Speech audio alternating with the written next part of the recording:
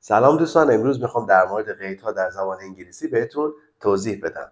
اول از همه به این بپردازیم که قید چی هستش.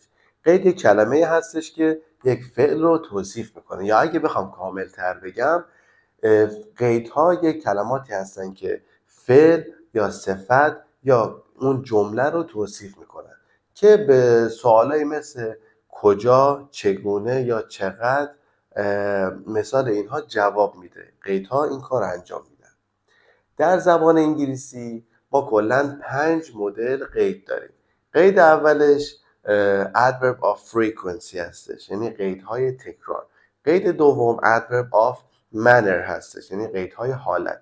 سومیش adverb of place هستش، قیدهای مکان. و چهارمیش adverb of time، قید زمان. و آخرش adverb of degree، یعنی قیدهای درجه یا میزان هستش. حالا میخوام 8 تا از قیدهای adverb of frequency از 100% تا 0% رو بهتون بگم. اولیش که 100% always هستش، به معنی همیشه. بعدش میشه usually به معنی معمولا هستش. بعد از usually میشه often یعنی اغلب. بعد از often میشه sometimes یعنی بعضی وقتها.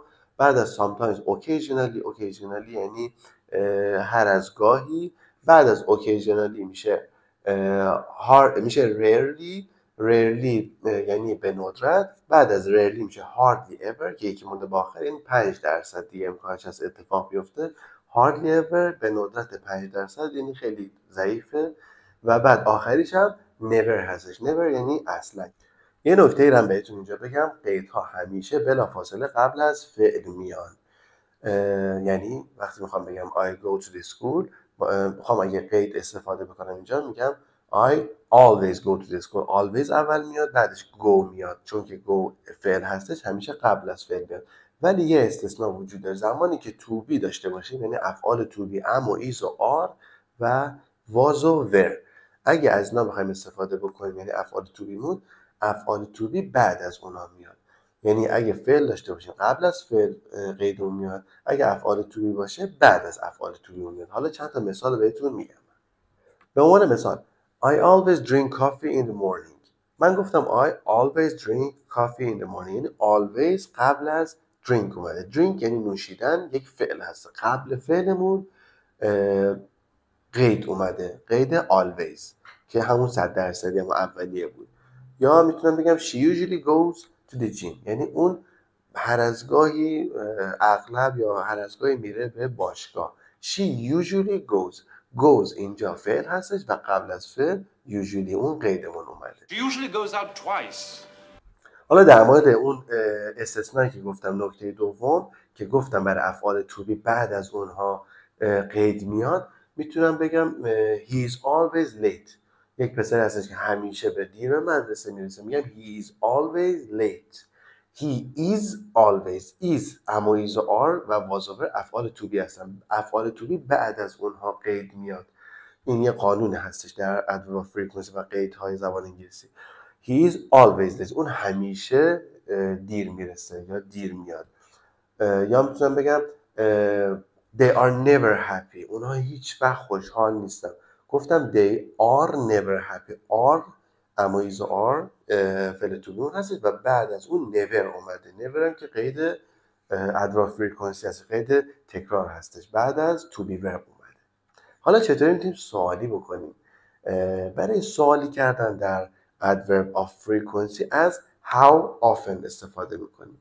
به عنوان مثال من از شما میپرسم how often do you go to the gym، یعنی از چند گاهی میری به باشگاه و هر چند وقت میری به باشگاه. میتونی بگی I always go to the gym، یعنی همیشه میرم باشگاه. یا I never go to the gym، من اصلا به باشگاه نمیرم. یا میتونی بگی اصلا 50% استفاده کنی، بگی I sometimes go to the gym، یعنی من بعضی وقتا میرم به باشگاه یا جیم. How often do you really look at a man's shoes? حالا همونطور که بهتون گفتم، برای سوالی کردن adverb of frequency از how often استفاده میکنیم، یعنی چه مقدار. برای سوالی کردن نیاز نیست همیشه از how often استفاده کنیم، بعضی وقتا میشه از دورداز هم استفاده کرد. حالا برای اولیش یعنی how often، اگه بخوام سوال کنم میتونم بگم how often do you visit your parents، یعنی هر از چند گاهی والدین رو ملاقات میکنی. یا اگه بخوام بدون how استفاده کنم میتونم بگم do you often visit your parents؟ یعنی آیا تو اغلب والدین رو ملاقات میکنی؟ چون که با do شروع شد میتونم بگم yes I do یا no I don't. یا اگرم که بخوام یک جواب نگاتیوی رو کلا بدم، نیاز مثلا به سوال نباشه، میتونم بگم I don't usually visit my parents. یعنی من اغلب اصلا والدینم رو ملاقات نمی‌کنم. Do you often think of her? حالا دو تا نکته مونده که میخوام بهتون بگم. نکته اول، برای سوالی کردن در adverb of frequency یعنی قیدهای تکرار از how often استفاده میکنیم. How often? یعنی چند وقت یک بار، و بهتون گفتم میشه از often خالی هم استفاده کرد. نکته دوم اینو یادتون باشه که خیلی مهمه، قیدها همیشه بلا فاصله قبل از فعل میاد. I sometimes go there. یعنی I always go to the gym، یعنی من همیشه میرم سینما. always اومده بعدش فعل اومده. ولی در مورد to be verb یعنی افعال کمکی am و is و are was و were بعد از اونها میاد که بهتونم گفتم he is always late، یعنی اون همیشه دیر میاد. گفتم is always، is افعال to be ما هستش، بعد از اون always اومده. They are never going to make new friends. خب امیدوارم که مفید بوده باشه براتون. Stay great. See you next day.